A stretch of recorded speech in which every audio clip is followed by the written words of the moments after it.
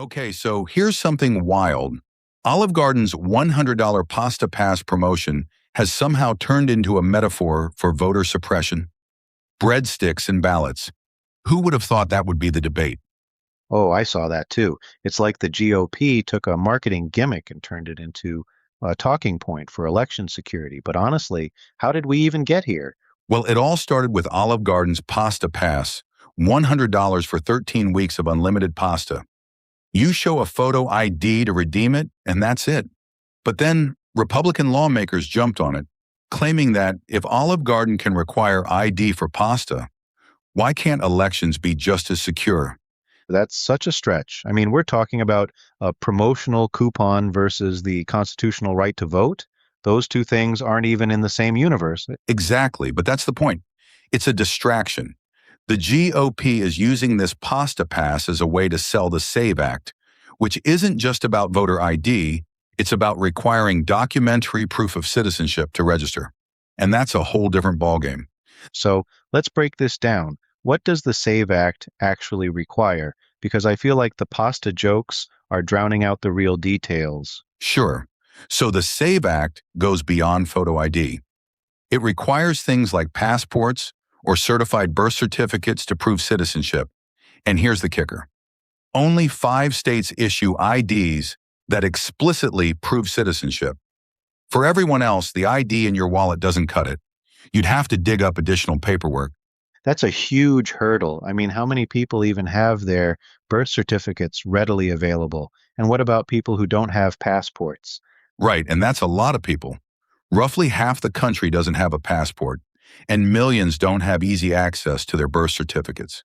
Maybe it's in a box at their parents' house, or burned in a fire, or it's in a courthouse 3 states away. And then there are people whose birth records are incomplete or inaccurate, like elderly Black voters in the South whose births were recorded by midwives on county ledgers. And what happens if the name on your birth certificate doesn't match the name you use now, like for women who change their names after marriage? Exactly, that's another issue. A married woman who changed her name decades ago and never updated her birth certificate could be knocked off the voter rolls. It's not just inconvenient, it's disenfranchisement. And then there's the part about ending no excuse mail voting. That's not about security, that's about turnout. It disproportionately affects people who can't easily get to a polling place, like disabled voters, shift workers, caregivers, and deployed service members. Right. And the GOP knows that. They're not trying to solve a problem, they're creating one. They're making it harder for certain groups of people to vote, people who are already marginalized.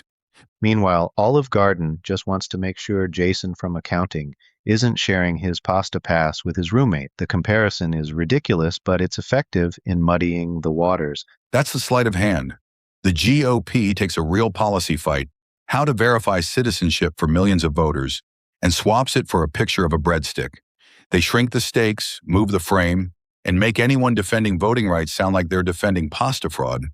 And the scary part is it's working. People are focusing on the meme, not the fine print.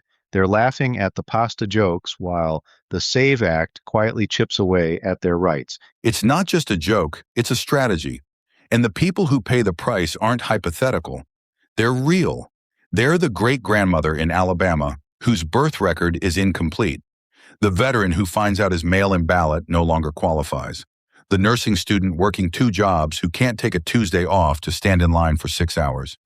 And let's not forget the naturalized citizen whose paperwork is in a lawyer's office 3 states away, or the woman who took her husband's name in 1987 and never thought about her birth certificate again. These are the people who lose under the SAVE Act. And none of them lose access to unlimited pasta. They lose access to the ballot. That's the real story here. Voting isn't a marketing gimmick, it's a fundamental right. Confusing the two isn't cute, it's dangerous.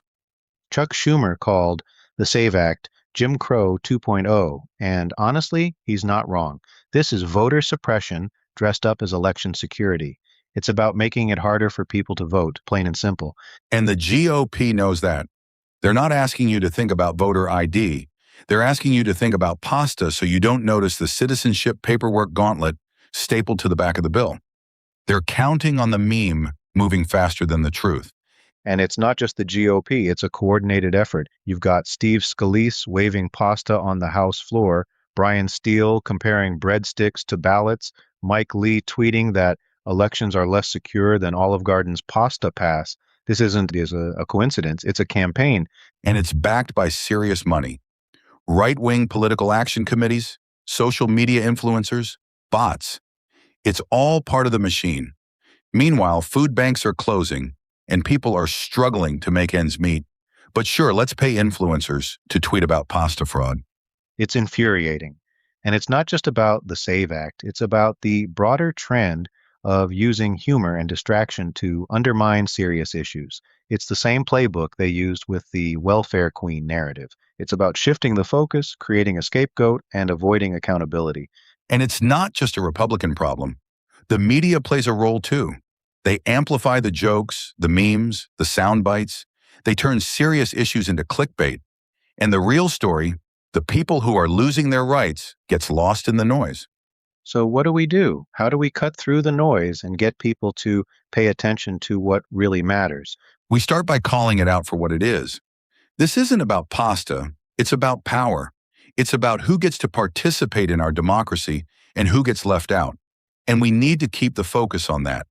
And we need to hold people accountable. The politicians who push these laws, the media outlets that amplify the distractions, the corporations that fund the campaigns, they all have a role in this, and they all need to be called out. Absolutely. And we need to support the organizations and activists who are fighting back, the people who are working to protect voting rights, to challenge these laws in court, to make sure everyone has a voice in our democracy. Because at the end of the day, that's what this is about. It's not about pasta, it's about the country, and we can't let them convince us otherwise. Follow me online at big-sarge.blog. Click on the link for the Election War Room for articles on voting rights to voting suppression. Well said. Let's not lose sight of what's really at stake here. Voting isn't a privilege, it's a right, and it's worth fighting for. Thank you, Wayne, for your insight and advocacy.